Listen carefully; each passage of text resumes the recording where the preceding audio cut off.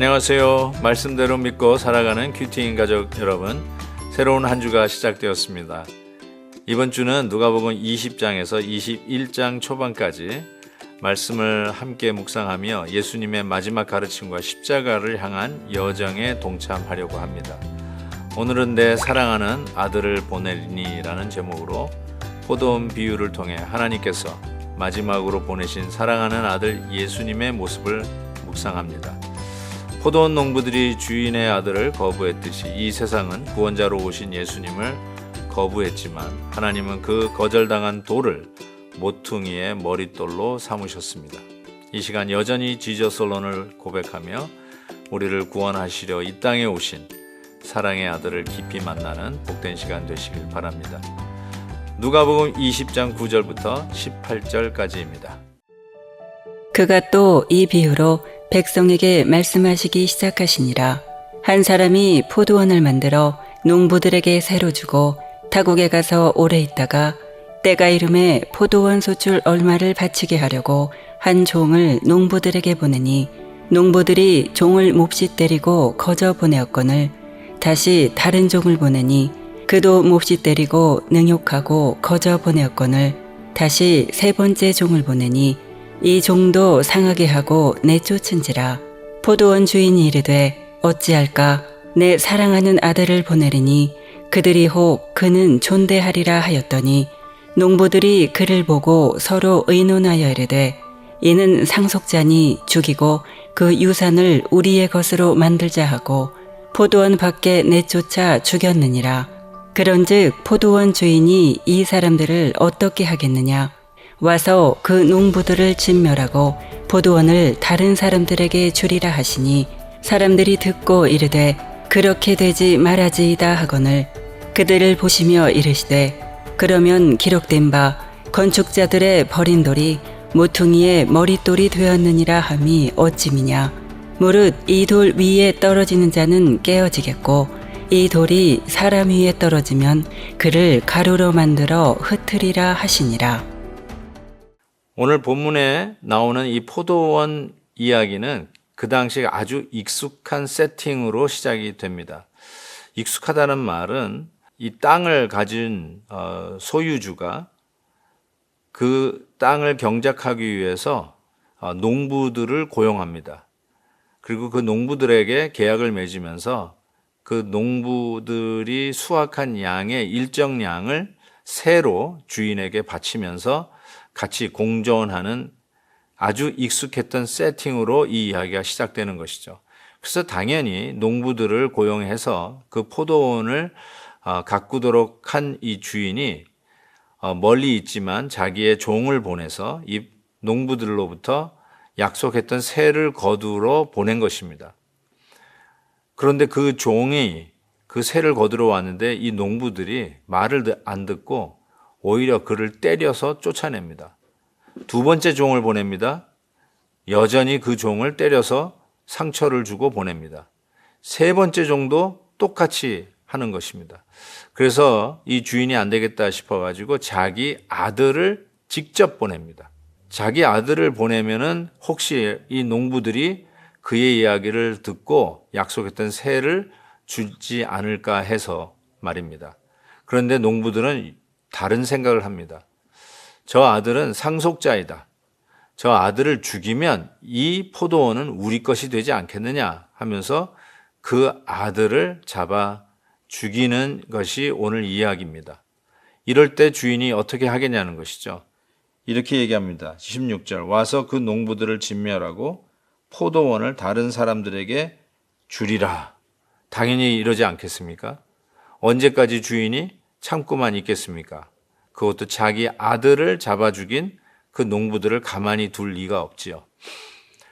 이 이야기를 들은 사람들이 뭐라고 얘기하냐니까요. 16절 후반부에 그렇게 되지 말아지이다. 그렇게 되지 말아지이다 하거든. 그런 일이 일어나면 안 되는데 이렇게 이야기했다는 것이죠. 어쩌면 회개하지 않으면 우리 모두에게도 닥치는 결과는 이 결과 외에는 다른 것을 기대할 수가 없습니다. 눈 감고 그냥 지나가 주신다? 그럴 리가 없죠. 종들을 때려서 보내고 주인의 아들까지 잡아 죽인 이 농부와 같은 우리들을 가만 두실 리가 없죠. 그렇다면 하나님은 공의의 하나님도 아니요, 힘이 있는 능력의 하나님이 아니라 아주 유약한 하나님이요, 우리를 그 악한 세력으로부터 건져내시고 지켜주실 그 어떤 분도 아니라는 것이죠. 당연히 끝까지 거절하고 하나님께서 계속할 기회를 주실 때 그 기회 속에서 회개하지 않으면 결국 우리는 망할 수밖에 없는 죄인이라는 것을 시사하고 계십니다. 그러면서 이런 말씀을 했어요. 그 사람들이 버린 돌, 건축자의 버린 돌이 모퉁이의 머릿돌이 되었느니라 함이 어찌미냐라고 이야기를 하시는 거죠. 아들을 죽이면 이 땅은 우리 것이 되겠다고 착각했던 그들에게 하신 말이죠. 너희들이 죽였다고 생각하고 이젠 끝났다고 생각하는 그 순간에 인간들이 버린 그 건축자의 버린 돌이 모퉁이의 머릿돌이 되는, 즉 우리를 구원하시는 메시아가 되셨다는 이 사실을 선포하고 계시는 것이죠. 다가오는 십자가와 부활의 영광을 암시하는 말씀을 계속해서 주고 계십니다. 그러면서 한 가지 아주 의미심장한 말씀을 하셨어요. 18절에 보니까 이 돌 위에, 즉 예수 그리스도를 상징하는, 앞으로 십자가에서 죽으시고 부활하실 우리의 메시아를 상징하는 그 돌, 그 머릿돌, 그 돌 위에 떨어지는 자는 깨어지겠고 이 돌이 사람 위에 떨어지면 그를 가루로 만들어 흩으리라, 이렇게 말씀하고 계십니다. 예수 그리스도 위에 떨어지는 자는 깨지고 가루로 흩어지리라. 예수 그리스도와 정면으로 만나 충돌하면 깨어지게 되어 있죠. 뭐가 깨어질까요? 우리의 자존심, 우리의 악한 욕심, 우리들의 이런 불만, 우리들의 음란함, 이런 것들이 산산조각 나 깨어진다는 것이죠. 정말 예수님 앞에 정면으로 충돌하면 회개하게 됩니다. 우리들의 부족함을 주님 앞에 내려놓게 됩니다. 그래서 어느 복음성가 가수의 찬양처럼 깨어져야 하리, 깨어져야 하리, 더 많이 깨어져야 하리. 어쩌면 그 고백이 우리의 고백이 되어야 되지 않을까 싶습니다. 우리도 하나님 앞에 더 깨져야 되고, 더 회개해야 되고, 더 내려앉아야 되고, 예수 그리스도의 돌에 부딪혀서 완전히 부서져서 정말 겸손하게, 내가 먼지와 같은 자인데 맞습니다, 예수 그리스도의 돌에 부딪혀 먼지와 같이 가루가 되어진 자입니다 라고 고백하면서 겸손히 하나님 앞에 나와야 할 것입니다. 우리의 죄를 이처럼 부셔 주옵소서. 저와 여러분의 겸손한 고백 속에 계속하여 주시는 말씀 속에 아멘으로 받으며 겸손히 우리 주님을 기다리는 저와 여러분 되시기를 주의 이름으로 축복합니다.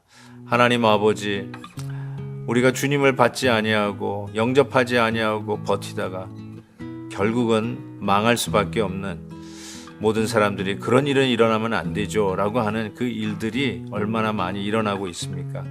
하나님 아버지, 더 늦기 전에 주님 앞에 돌아오게 해주시고 우리의 교만, 예수 그리스도의 이 머릿돌과 같은 돌에 부딪히면 산산조각나고 깨어져 먼지와 같이 되는데, 하나님 우리도 예수님과 부딪혀 철저하게 깨어지고 회개하는 자들이 되게 하여 주옵소서. 예수 그리스도의 이름으로 기도하옵나이다. 아멘. 내일 또 뵙겠습니다. 오늘도 김한유 목사님의 아침 영상 메시지를 시청해 주셔서 감사합니다. 큐티인 교재는 www.qtin.org에서 구매 가능하며 자세한 사항은 큐티인 홈페이지를 참고해 주시기 바랍니다.